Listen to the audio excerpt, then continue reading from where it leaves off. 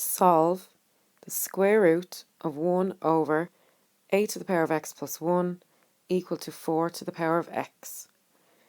So in this question, we are not told to change the 8 and the 4 into the same base, but what we're going to have to do is change both of them into a base of 2. The idea is that we eventually have 2 to the power of something equals 2 to the power of something. We can cancel out the bases, we can cancel out the 2's, we can equate the indices, and we can solve for x. So I'm going to change the 8 and the 4 to a base of 2. I'm going to get 8 equals 2 to the power of 3, and 4 equals 2 to the power of 2. Very, very important when I do this that I put brackets around.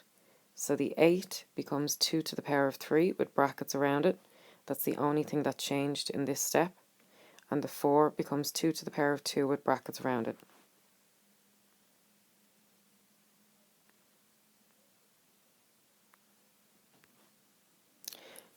So in my next step, I'm raising a power, 2 to the power of 3. I'm raising that power to a higher power. So what I'm going to do is multiply my powers because I'm following another one of my rules of indices. And that rule is rule number 3. When I'm raising a power to a higher power, I multiply the indices. So I'm going to do 3 multiplied by x to give me 3x, and 3 multiplied by 1 to give me 3. On the right hand side, I'm also raising a power to a higher power, and I'm going to have 2 multiplied by x to give me 2x.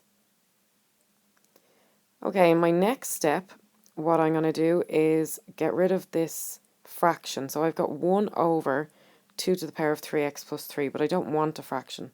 So I'm going to change that to 2 to the power of minus 3x plus 3. And I'm using another rule of indices for that step. And that is rule number 5. A to the power of minus p equals 1 over a to the power of positive p.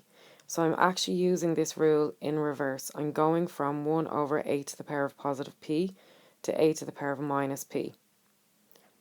So I had 1 over 2 to the power of 3x plus 3 changes to 2 to the power of minus bracket 3x plus 3 bracket.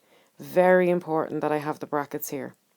If I didn't, if I just wrote down minus 3x plus 3, then I would end up with the wrong answer because ultimately this is meant to be minus 3x and minus 3.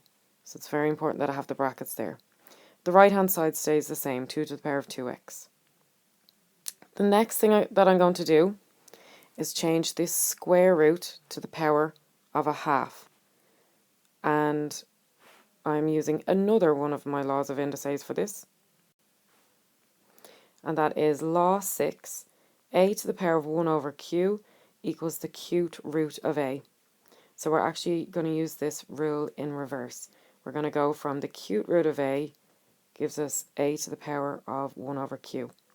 So in this case, it's going to be the square root of 2 to the power of minus 3x plus 3 gives us 2 to the power of minus 3x plus 3 raised to the power of a half. So this square root becomes the power of a half. So in my next step, I'm going to be using law 3 again, which tells me that a to the power of p raised to the power of q gives me a to the power of pq. So when I'm raising a power to a higher power, I'm multiplying the powers. And in this case, I am multiplying minus 3x plus 3 by a half. Now instead of actually multiplying out, all I'm going to do is bring the half down here in front of the bracket. So it becomes a minus a half multiplied by 3x plus 3. I'm not actually going to multiply it out just yet.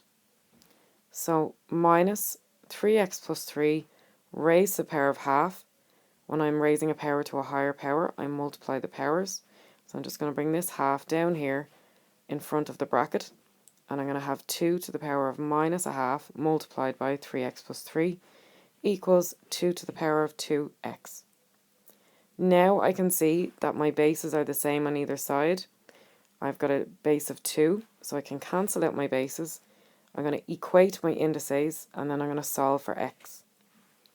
So I'm going to bring this minus a half times 3x plus 3 up here, minus a half times 3x plus 3 equals, and then I'm going to bring this 2x up here as well, equals 2x. So what I've done is I've equated my indices, and now I'm going to solve for x. So now I'm going to multiply out that half, which in this case is a minus a half, because I had a minus from here, which was brought down here, and now brought up here. So minus a half times 3x gives me minus 3 over 2x, and minus a half times 3 gives me minus 3 over 2, and this is equal to 2x. I'm going to bring the 2x over the equal sign to become minus 2x, and I'm going to bring the minus 3 over 2 over the equal sign, become 3 over 2. So now I have my x's together on one side. Minus 3 over 2x minus 2x gives me minus 7 over 2x. And this is still equal to 3 over 2. Now I have minus 7 over 2 stuck onto the x, and two things stuck together in maths means multiply, and the opposite of multiply is divide. So in order to get rid of this and get the x on its own, I need to divide by minus 7 over 2.